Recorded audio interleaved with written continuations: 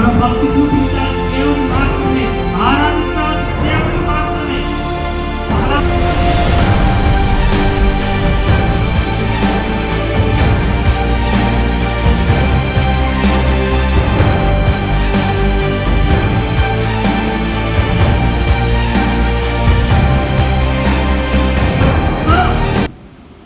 స్వార్థపూరితమైన పరిచయం ఎంతో మంది సేవకులు చేస్తున్నారు.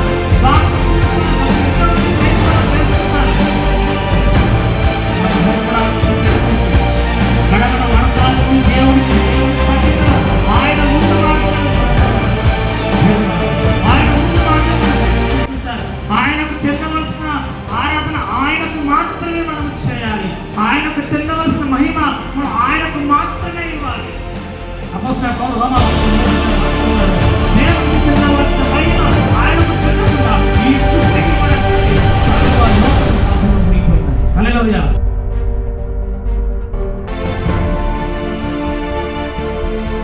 పిల్లలు కావచ్చు, బాప్తిజం తీసుకుని ఉండొచ్చు, కానీ దేవునికి చెందవలసిన సమయము, దేవునికి చెందవలసిన మహిమ, దేవునికి చెందవలసిన ఏది అయినా సరే అది ఆయనకు ఇవ్వకుండా ఇంకా దేనికి ఇచ్చినా అది విగ్రహారాధన కిందకే.